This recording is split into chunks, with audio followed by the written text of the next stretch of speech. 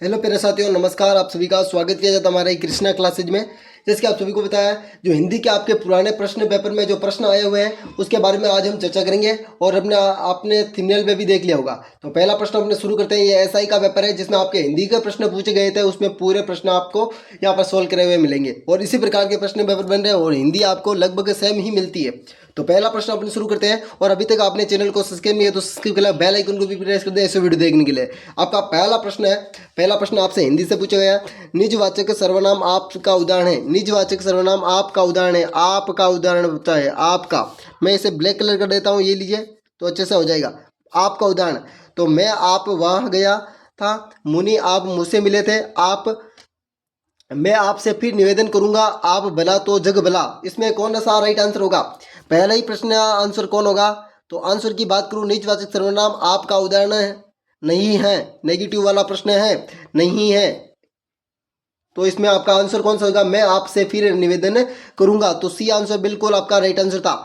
ठीक है ना। अगला प्रश्न आपके सामने, आपका दूसरा प्रश्न। दूसरा प्रश्न आपसे यह पूछा गया था। वह लड़का जो कल आया था उसने पढ़ने में तेज है। वो लड़का जो कल आया था वो पढ़ने में तेज है।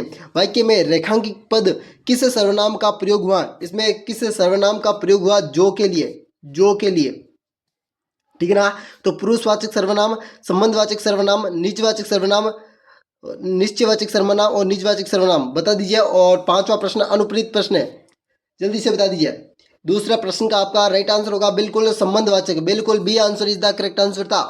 अगला प्रश्न आपके सामने, आपका तीसरा प्रश्न है। मैं इसे थोड़ा बड़ा कर देता हूं, ये लीजिए तो आपसे अच्छे से दिख रहा होगा अब तो तीसरा प्रश्न।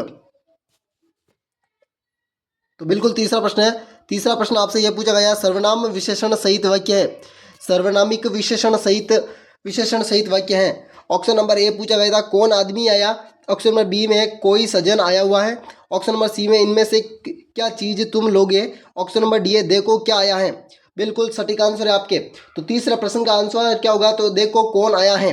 देखो कौन आया है बिल्कुल आपका चौथा प्रश्न, चौथा आपका राइट आंसर था इसमें तीसरे प्रश्न में।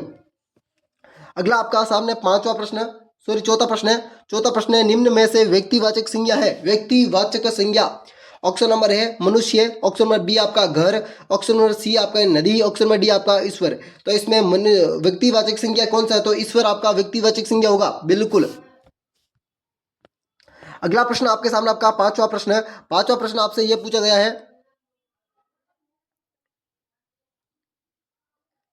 पांचवा प्रश्न है, सकर्मक क्रिया का प्रयोग हुआ है।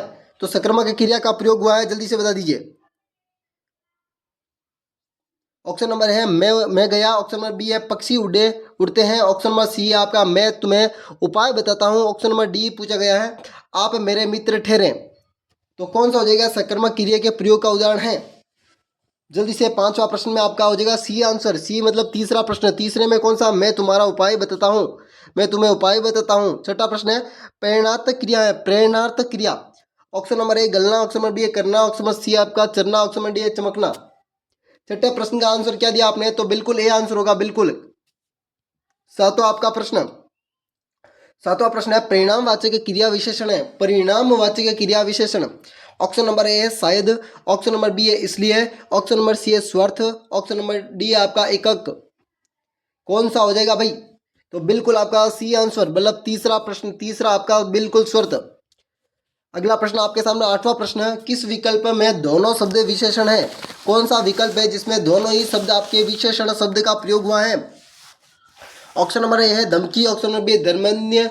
ऑप्शन नंबर डी में आपका गोपनीय और गोलक। ऑप्शन नंबर सी आपका रोगी और भविष्य। ऑप्शन नंबर डी कटक्षा और प्रेम।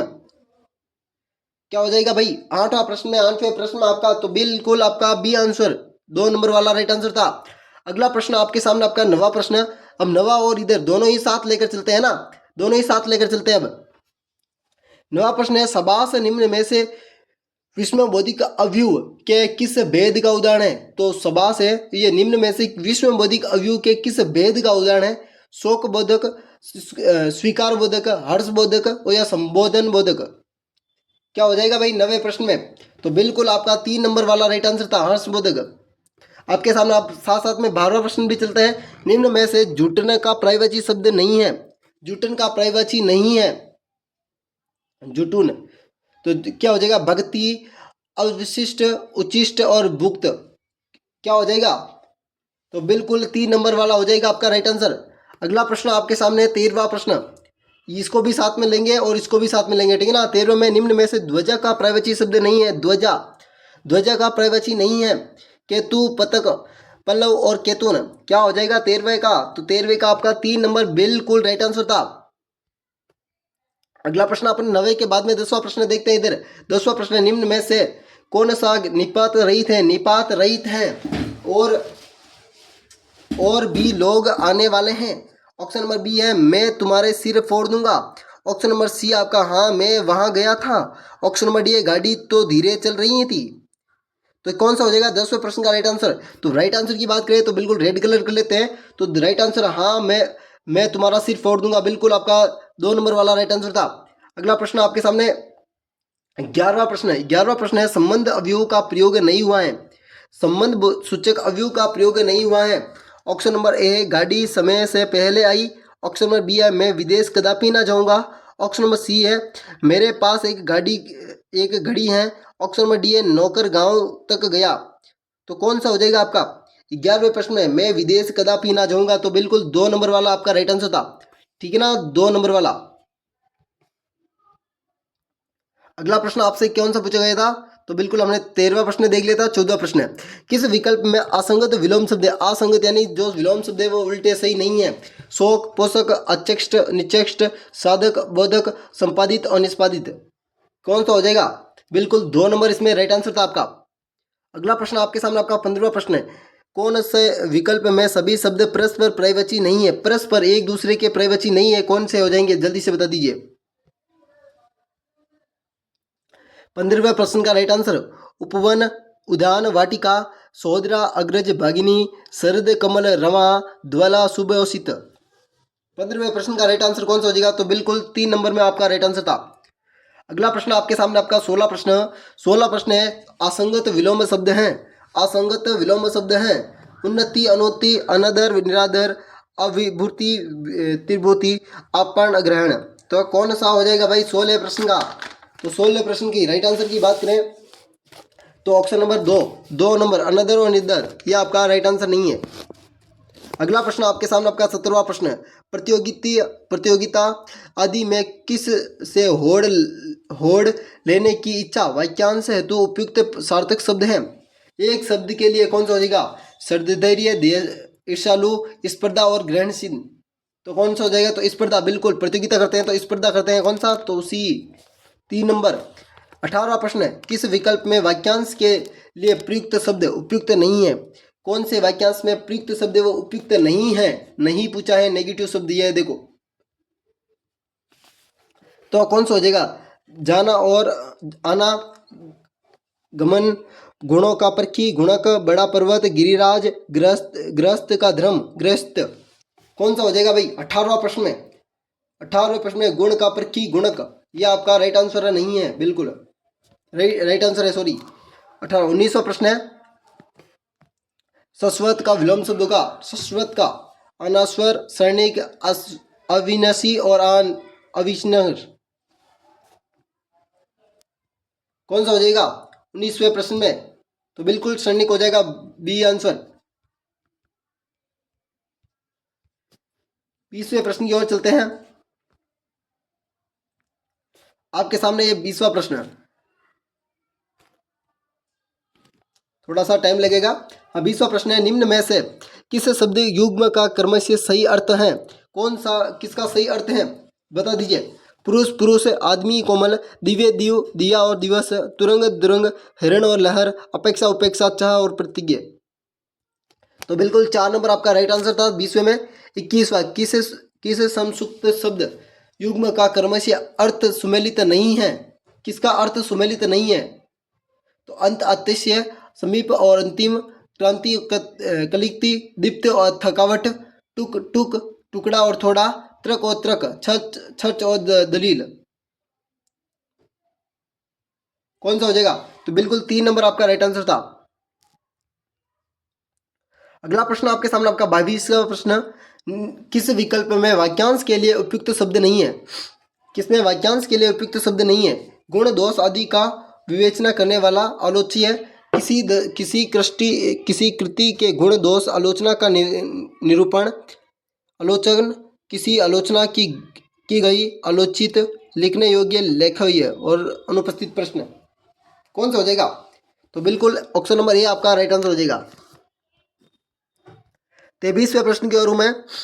23वां प्रश्न आपके सामने सूची शब्द में युग्म में कर्म से सही अर्थ है और आपके कितने प्रश्न राइट हुए रहे ये भी साथ साथ में आप कमेंट करते रहें। 23वें प्रश्न में जल्दी से बता दीजिए 23वें प्रश्न का राइट आंसर। बिल्कुल, तो ऑप्शन नंबर ए बिल्कुल आपका राइट आंसर होने वाला था। 24वां प्रश्न है, किस विकल्प में सभी शब्द अशुद्ध हैं? कौन से शब्द में सभी शब्द अशुद्ध हैं भाई? वे वर्दी अहिल्य अभीति चंद्रिका दशीय घनिष्ठ अधीन तत्कालीन अष्टय उत्तीर्ण दुर्ग और घटना। तो कौन सा हो जाएगा आपका? तो बिल्कुल ऑप्शन नंबर ए हो जाएगा आपका। 25वें प्रश्न की ओर हूं, किस विकल्प में शब्द युग्म का कर्म से सही अर्थ नहीं है? तो सही अर्थ किसमें नहीं है? जल्दी से बता दीजिए आप, सही अर्थ किसमें सही नहीं है? तो 25वें प्रश्न का राइट आंसर आपका ऑप्शन नंबर 2 होगा आपका। 26वें प्रश्न की ओर है,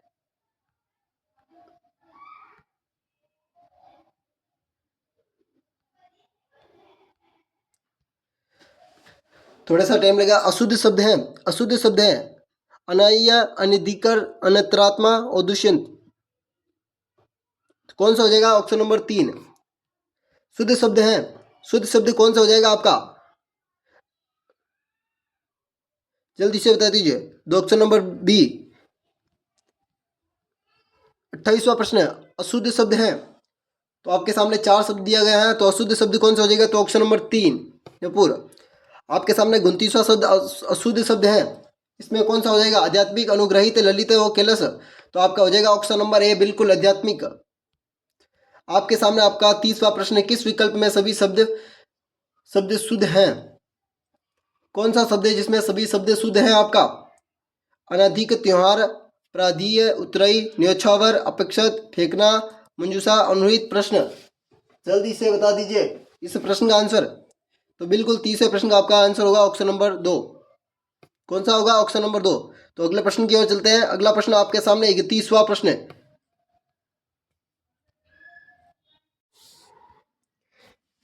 जल्दी से बता दीजिए 31वें प्रश्न का राइट आंसर है। 31वें प्रश्न का राइट आंसर की बात करते हैं ऑप्शन नंबर डी बिल्कुल तांत्रिक। तो 32वां प्रश्न है, कौन से वाक्य में अधिकरण कारक के परस्पर का प्रयोग नहीं है? अधिकरण कारक के परस्पर का प्रयोग नहीं है, तो कौन सा हो जाएगा? 32वें प्रश्न में, वो अपने पुरखों के चाल पर चलता है, बात पर बात तो निकलती ही है, तुम्हारा कौन सुख भरा लगे हैं, और गाड़ी 9:45 पर आती है। 32वां प्रश्न का, तो तुम्हारा कौन से सुख भर के लिए पैर लगे हैं? तो बिल्कुल आपका 3 नंबर राइट आंसर था। 33वां प्रश्न, कर्ता कारक के नए परस्पर उपयुक्त शब्द वाला वाक्य है। कर्ता कारक में बताना है, नए परस्पर उपयुक्त अनुपयुक्त प्रयोग वाला वाक्य है। अनुपयुक्त, इसमें प्रयुक्त नहीं है, तो उसमें चौथा प्रश्न बिल्कुल चौथा राइट आंसर आपका। उसने यही बात करनी थी। शुद्ध शब्द है, शुद्ध शब्द कौन सा हो जाएगा भाई 34वें प्रश्न में? तो ऑप्शन नंबर ए बिल्कुल आपका राइट आंसर था। आप प्रश्न को मिला लीजिए बिल्कुल। 35वें प्रश्न की ओर, निम्नलिखित में से शब्दों में स्त्रीलिंग शब्द है। स्त्रीलिंग पक्षी, पैसा, सेब या खड़ू। तो कौन सा हो जाएगा? Option number D. अगला 36वां प्रश्न है, बहुधा एक वचन में प्रयुक्त होने वाला शब्द है, तो एक वचन में ही प्रयुक्त होते हैं। तेल, आप, सब, अनेक। तो हो जाएगा ऑप्शन नंबर ए। अगला प्रश्न, प्राय बहुवचन में क्रिया के साथ प्रयुक्त होने वाला संज्ञा शब्द है। क्रिया के साथ कौन सा प्रयुक्त होता है? तो क्रिया के साथ होने वाला है तो अक्षु, बिल्कुल आंसू। निम्नलिखित शब्दों में पुल्लिंग शब्द का चयन कीजिए। तो पुल्लिंग शब्द कौन से हैं? रात, लता, बड़प्पन, सरकार। तो आपका हो जाएगा ऑप्शन नंबर सी। तो 39 प्रश्न है, यह तेल खदान से निकलता होगा वाक्य में काल है। काल कौन सा है? संभावित भूतकाल, संभावित भविष्यकाल, संभावित वर्तमान काल, अपूर्ण भूतकाल। कौन सा होगा? तो संदिग्ध वर्तमान काल। 3 सा आंसर आपके सामने होगा। 40वां प्रश्न, अंतिमवां प्रश्न के साथ अगले प्रश्न में अपन मिलेंगे। किस वाक्य में सामान्य भूतकाल का प्रयोग नहीं हुआ है, जल्दी से बता दीजिए। 40वें प्रश्न का राइट आंसर कौन सा हो जाएगा? तो option number D, Shri Krishna ने गोवर्धन कैसे उठाया होगा। ठीक है ना, आपके सामने ये 40वें का चौथा प्रश्न राइट आंसर था। तो चलते हैं अगले वीडियो में इसी प्रकार के वीडियो देखने के लिए, और अगले जो प्रश्न बचे हैं वो अगले वीडियो में देखते हैं। और अगले वीडियो में आपके पूरे प्रश्न हो जाएंगे हिंदी के। उसके बाद में जो भी तो आपका दूसरा पेपर था उसके दूसरे पेपर का सोल्व भी कर दिया गया है, वो भी इसी चैनल पर डाल दिया गया है। तो चलते हैं अगले वीडियो में, आप सभी से मिलते हैं फिर से। और जो BSTC और CET की क्लास है अपने इसी क्लास पर डेली चल रही है, और लाइव सेशन 2:40 पर आपका लाइव सेशन रखा गया है जो राजस्थान GK के संबंधित है। तो चलते हैं अगले वीडियो में, आप सभी से मिलते हैं। जय हिंद जय भारत के साथ, राधे राधे, अलविदा सभी साथियों के एक बार फिर से जय हिंद जय भारत के साथ।